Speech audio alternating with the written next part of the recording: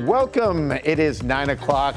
Welcome to WGRZ-Plus. This is Daybreak-Plus, where you get us. Wait, we're kind of plus. Yes, exactly. I mean, we're a little extra already, right? You have a dinner party, and then Pete's going to be there. Then it's a plus. You go into a parade. Well, depending on who you talk to. Right. We've got weather plus though, because we've got yesterday plus this. A lot of that, yes. Last week it was a lot of white. This week it's a lot of green. And what we're looking at is kind of looks more ominous than it is, right? It's just rain. It's not the kind of rain that's going to cause runoff problems or anything. It's more of a nuisance. It hasn't caused too many travel issues. But, Pete, when you combine the rain with some melting snow, you're going to get some puddles and ponding and things like that. And as you can see by some of our cameras, a little fog as well, and just ugliness. Yes. It's kind of gloomy. Yeah, all right. We'll call it weather minus. With ugliness, I'll leave it to you. Thank you. I'll see you over here. Nice toss. We've got some rain showers coming through right now, and they're going to be with us, it looks like, during the day today. And eventually, some of the cold air that's bottled up across Ontario is going to pivot in and bring us a transition from rain to some snow showers, it looks like, as we head into this evening. May happen a little earlier in some spots, but we think it's going to be mainly a rainy day. But you can see some of the snow back here over Toronto. Hello, Toronto. Some of that cold air will change the rain showers to some snow showers, as you can see here. They've got this future look, I think, is a little aggressive on changing things over to snow. But I just want you to see the trend going into a colder solution for this evening, so we'll see some snow showers. Nothing really widespread. Then we're tomorrow dealing with another batch of rain and snow showers. In the afternoon, maybe initially snow, but we go the other way. We go from snow to rain, and that's what we'll see Friday night into Saturday morning. Saturday morning will feature some snow showers, it looks like, where we could get a quick coating to an inch or two during the day. And by the way, Saturday is going to start off around freezing and then tail off into the 20s by the afternoon. So maybe like an 8 to 10 sound of the peanut gallery is clearly open with Pete here.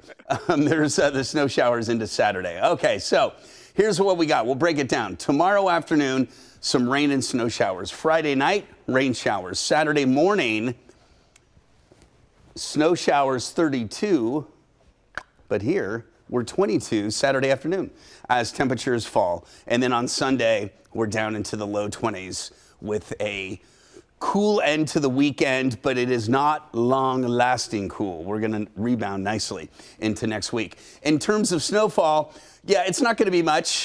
This is the snow beginning really tonight, and then off and on into Sunday, an inch or two, maybe a few inches in the hills. So for today, cloudy with scattered rain showers, a westerly wind 10 to 20 miles an hour. And then for tonight, rain to snow showers 28 in the long range forecast. Sunday looks colder. Monday, we're in the mid 30s. We're in the mid 40s on Tuesday. And then on Wednesday, low to mid 50s with some rain showers, and that's going to be kind of a trend into the end of next week, too. It's going to be a warm, or I should say warm, a mild couple of days. Not to say that the cold or snow won't return. It likely will, but we're trending warmer into the middle of next week. Same for the south towns and the southern tier, as we have the snow showers on Saturday, cold, crisp, maybe some blue sky at times on Sunday with a partly cloudy sky. Monday looks pretty good, mostly sunny, and then we'll see rain showers. It might be a soaking rain on Wednesday. You told me we were on the expressway to summer. That's what you told me. Yes, but there's no off-ramps. That's where you just, gotcha. We might even bypass it. Who knows? Right, exactly. All right. Well, we are going to be, speaking of bypassing summer, let's talk about football, want to? Yes, let's do that. All right. Reaction is pouring in after the NFLPA released its team report cards. This report card comes out every year. Players are asked to rate their team and organization in 11 categories. Now, with a compilation of grades, the Bills ranked 23rd overall out of 32 teams. Big drop from last year when the Bills came in at number 11. Their best grade was an A for the weight room. The team getting an F- though for team travel. Worst grade out of all 32 teams. Bills general manager Brandon Beane is now responding to the report card. He says, quote, "My question is how many people actually completed the survey?" This is the problem when you do anonymous surveys. We're talking about 6 people, 12 people. It's really hard to ascertain who gave the F- for their plane travel. Ultimately, we love feedback, but we're not getting that in the building, end quote.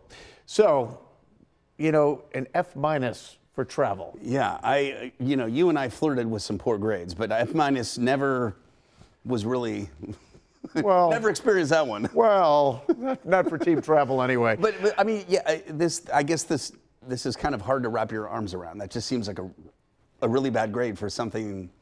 Yeah. That doesn't. I mean, they have a big plane, and We rode a school bus with no bathroom to our, right. our away soccer games in college, and I wouldn't have even graded that at F-. Right, but, right. But Brandon Beane brings up a good point. It's like it all depends on how many people took the survey, what kind of axes they had to grind, whether they didn't like the room service. Who knows? Or maybe they were still bent out of shape getting to London late for the game against the Jaguars 2 years ago. I don't know. We'll never know because it's an anonymous survey. I don't know. I mean, you think about like in the hockey world, your NHL teams travel in style, but your Amex and your other teams travel in buses, planes, trains, and automobiles, and they don't seem to complain. So it makes me wonder how traveling the best way is. They'll complain to each other. Right. I mean, a lot of the Sabres who are on the bubble don't want to go back on the bus. So, right, that's true. But it's funny because one of the teams that rated high, a friend of mine pointed out, that was the Miami Dolphins. They got a good grade for team travel. And my response to him was, oh, they must travel in style on their way back from road losses. That's right. That's a good point. We can bask in it now because, the scenario in the NFL could change in a season. While we're on the topic of the Bills and travel, though, we want to tell you about a new experience that is perfect for any Bills fan who loves to go on cruises. Check this out. Next year, this time, thousands of people will be getting ready to go on this epic trip to celebrate their fandom, the Bills Mafia Cruise. Hopefully, they'll be celebrating a Super Bowl win, too. Joining your side's Lauren Hall explains what this is all going to look like. Looking for the ultimate midwinter getaway with about 4,000 other Bills fans? My business partner and I, Kyle Jeffrey, we were on a cruise and kind of looked at each other and we're like, well, what? He came to me and said, what do you think about doing like an entire ship with all the Bills players and Bills fans? The Bills Mafia Cruise will set off from Miami in March 2026. And it's going to be the MSC Seaside. It'll be 4 days in the Bahamas. And we stop at MSC, one of their little islands where we have a little party. And then in the Bahamas, we're going to do a golf tournament with the players. Jessica Ryan of ABH Travel is teaming up with Madeline Hall from Game Day Hospitality to make everything Buffalo themed. There's 4 huge nightclubs there. There's 19 bars, 9 restaurants, 2 pools, an adventure park, spa, casinos. And then we also have a private yacht club, and that is going to be for the players. Bills legend Eric Wood will be there to host the golf tournament, and more current and former players are expected to join in. So we're trying to make sure that they have enough rest after the Super Bowl, and then we can. So we're looking at the first or second week, and that's what's coming together right now in the works, and that's what we're working with the players. Cabins range from $725 to $2,100, and you can secure a room now with a $100 deposit. On your side, Lauren Hall, Channel 2 News. Wow, that could be a really fun tour, And maybe it's almost sensory overload. This is almost too much fun, right? But you'll see how it breaks down, though. I mean, because who knows? It could be that the players will join you at the golf course and not be on the cruise. But a lot is up in the air. But still, it's a great time of year to get on a cruise ship to the Caribbean in mid-February. You think now's a good time? With a bunch of Bills fans. That sounds like a blast. Sounds pretty cool.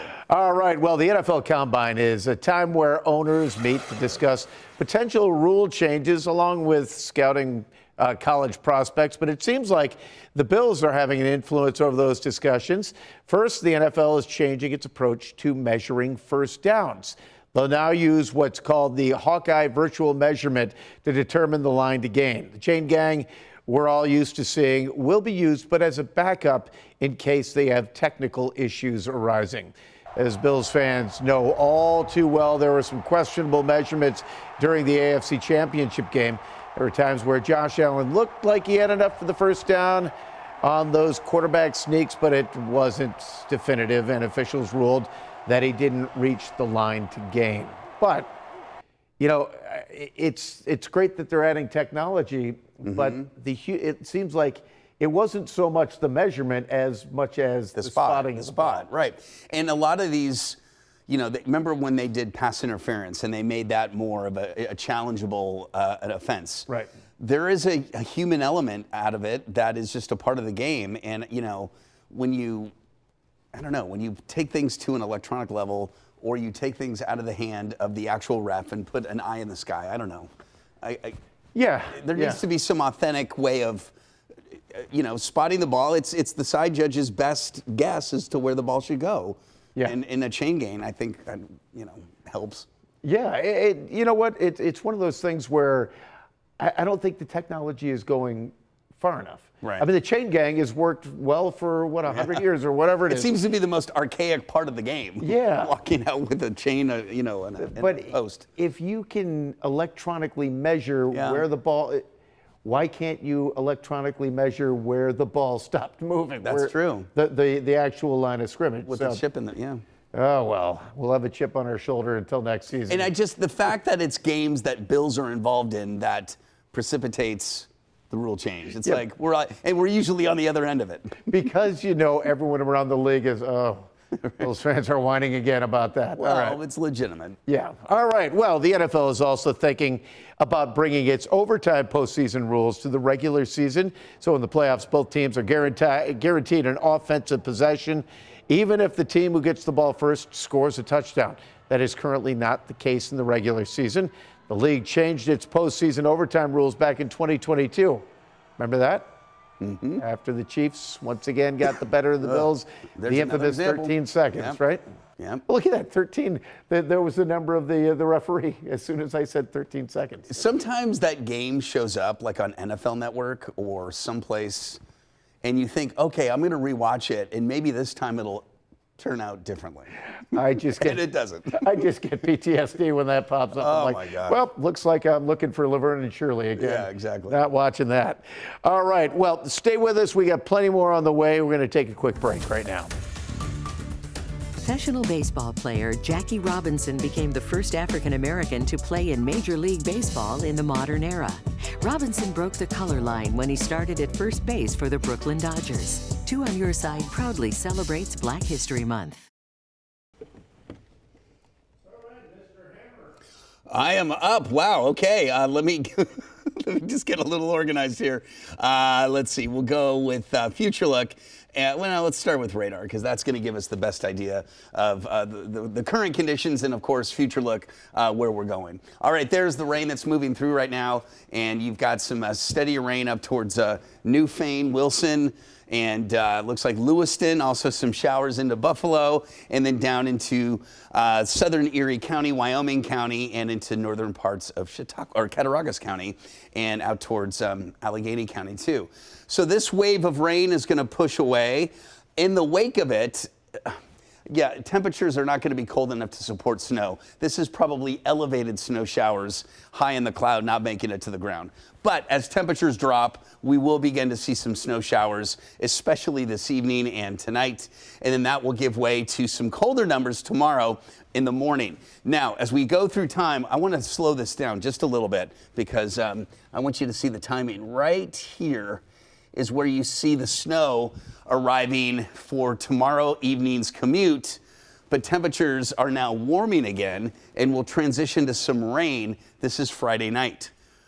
Friday night lights, we'll have Friday night rain, okay? Then on Saturday, I guess we're not in Friday night light season, but you get the idea. Saturday, it'll be cold enough for snow showers and kind of blustery with temperatures down into the 20s. And we're going to see snow showers right along the thruway all over Western New York. It's going to get a little wintry. And snow totals will not be that impressive, but an inch or two, 2 to 3 inches in the hills. Long-range forecast looks like this. Snow showers Saturday, colder on Sunday. Sunday, low 20s. Monday, mid-30s. Tuesday, mid-40s. Wednesday, low to mid-50s. Pretty good, with pretty good chance of some rain. For the south towns in the southern tier, rain and snow showers on Friday. There's the snow on Saturday, and cold, crisp conditions on Sunday. Monday looks pretty good with some sunshine, temperatures in the 30s, and then it warms up with increasing clouds on Tuesday, and then the rain. It's going to be the system on Wednesday is one to watch. It's going to have some moxie. It's going to have a little attitude with some wind and rain and temperatures that warm, really going to melt some snow. Yeah, and tomorrow it's going to depend on where that rain snow changeover is, right? And there's not a lot of precipitation tomorrow. Morning looks okay. Yeah, the afternoon, evening, there might be a kind of a rain snow changeover, but it's not going to be dramatic. It won't be too bad. So it's Either way, it's Friday, right? Exactly. All right. Well, in our news, we've got some bad news to pass along for movie fans. New overnight, legendary actor Gene Hackman was found dead alongside his wife and their dog in Santa Fe, New Mexico. Now, no foul play is suspected in their deaths. Hackman is best known for his roles there in Hoosier, The French Connection, Bonnie and Clyde, Royal Tenenbaums. The list just goes on and on. He won 2 Oscars and 3 Golden Globes. And I know that you've got a laundry list of your favorite roles when it comes to Gene Hackman, Well, right? The first one is the one that, I mean, you might have been more of a French Connection fan. Of course, I remember him as Lex Luthor in the originals with Ned Beatty. But then I remember The Conversation. And then he played a similar role in Enemy of the State with Will Smith. So he had some roles that are kind of reoccurring. Right. And then, but maybe my favorite role or two was the Poseidon Adventure because he saved Shelley Winters. There you go. Remember that? Yeah. And then Birdcage. He was so great in that. Yes. So great in that. And, you know, Sabres fans, that's where the French Connection, Yes. the name of the line came from the movie. But my favorite Gene Hackman role will always be the blind hermit in Young Frankenstein. Which was kind of a cameo, but it was great. Just genius. Right, But yeah, we lost a star, no doubt about it. Yeah. All right, well, this morning we are also celebrating a local coffee shop. Now, it wasn't too long ago that we told you about the twin sisters that were getting ready to open up their new location in downtown Buffalo. It is called Unapologetic Coffee. Unlike unapologetic weather forecasting. But they opened up the new spot a couple of months ago, and Kevin O'Neill visited there this morning. With 2 Canisius College grads, right? Correct? Yes, twice over. Twice over, that's right. Who went to Buff Sem? Me. Buffalo Seminary, and City Honors represented here, Alicia and Elisa officer. How are you? Good, how are you? All right, so you're twin sisters. Who dragged the other one into this business? She likes to say that I dragged her in it. I saw the glare. I saw the glare. Definitely did. Okay. I always try to say it was like a twin card that we like go back and forth. Sure, go ahead. Tell the story. One person has it, they have to give it to the other one, but essentially, yeah, she holds it. But I basically was like, "Don't you want to do this?" And she was like, "No." And then I blurted out twin card, and she was like, "Fine." You dragged her into the business of coffee and coffee roasting, and then the cafe. She's my partner in life. Congratulations on the new location. Thank you so much. I'll set the scene. We're at 899 Main Street, corner of Carlton. We're in the medical corridor in the Best Self building, or so the Scott Bueller Center, the Best Self building. So it's a diverse sort of clientele that coming in here. Absolutely. We have doctors, nurses, the Best Self employees, CEOs. You even have the medical students and just anyone walking by. You know, we accept them all. Everyone's welcome here. What was the purpose of the move? We were starting to actually just grow out of our own space with having 2 separate businesses essentially in one building. Mm-hmm. So we were given, like, there's a lot amount of time with the state and the city, like, starting to separate. So the opportunity came up and we went for it and got accepted when they bidded it out. Open every day, open at 7, and then open at 8 on Saturdays, 9 on Sundays, and obviously good breakfast sandwiches, good food here too. Yeah. What are you known for? Is there a signature sandwich or? I mean, our bacon, egg, and cheese. I'm like known for. I love it. Everyone's like, I love that breakfast. I'm just like, I know it's great, but I think everything changes. You know, right now we're featuring our pink and green. Maybe in the next few weeks we're going to be changing it up to something for the spring, but it all changes. But the bigger part of the business is not people walking in, it's you sending coffee out to people? Yeah, I mean, our bread and butter and how we got started has always been roasting great direct trade coffee. Okay. So we like to highlight all the black and brown hands that contribute to this industry that often get under-serviced. So what we do is we buy directly from farmers who are family-owned farmers, who are cooperatives, ship it right here to Buffalo, and it's roasted on premises and typically served within days of roasting. And obviously you serve not only bags, but single serve as well. People can get for their businesses or for their homes. These really cool portafilters is what they're called. Okay. So they're like our answer to K-Cups, you know, because we're also trying to be, you know, eco-friendly as well. Right. And K-Cups really aren't. So my sister was doing some research. This lady on Shark Tank had this portafilter. She said, let's do it. So we ordered them, and they look amazing. They're these cute little, go right over your cup, make a single serve. You can put the whole thing in the compost, including the package. What is a coffee subscription? A coffee subscription is for our diehards and our individuals who just know that when they're going to run out of coffee, but maybe don't make it to the store in Sure, time. okay. So we offer every 30 days. You can go online, order a bag of coffees ranging as small as 12 ounces all the way up to 5 pounds, and have it shipped to your door directly, whether ground or whole, and it's 10% off. All right, so come here and get your coffee, $8.99 Main Street, or have it delivered to your home and to your business. The website is unapologeticcoffee.us. On your side, from Buffalo's thriving medical corridor, I'm Kevin O'Neill, Channel 2 News. Very good. Thank you very much, Kev. And you this morning with the huge success of the Buffalo Bandits. There's been a lot of interest in the growing sport of lacrosse. And now a Western New York couple has made it their mission to introduce the sport to kids who might not be able to get that opportunity otherwise. Bandit land is buzzing and lacrosse is growing, and that's why Kevin Overdorf and Karen Potempa started South City Lacrosse. Expand the game to demographics that haven't traditionally been hit by lacrosse. It's because I like running and tossing the ball. It's a competitive sport.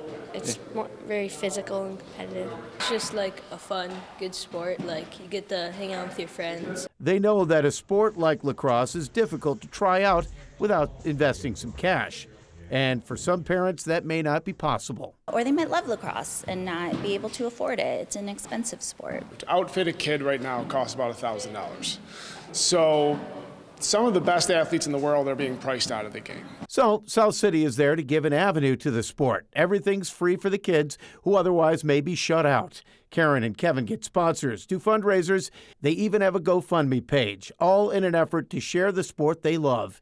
Kevin is a former collegiate player, and they've gathered a group of dedicated volunteers to help out with the coaching.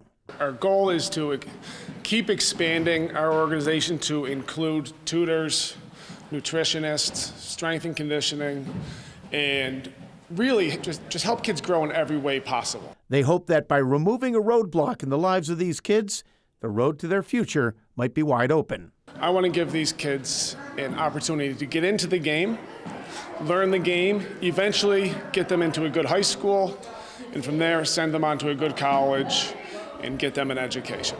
That's the ultimate goal.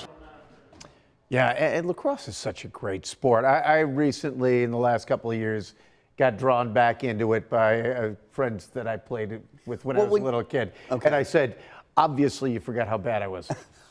To me, when you and I were in high, for me it was late 80s. I felt that's kind of when it was starting to really kind of, or has it been later than that it's kind of had an upswing? Well, I mean, it was kind of, for me it seemed to be just starting. The field game kind of had an upswing in the 80s. But, you know, all my friends played box lacrosse in the hockey rink, and it was more of an indigenous game. Gotcha. So it's, great sport either way. All right, that's it for Daybreak Plus. Have a great day. Look at that fog. Look at that. Soup.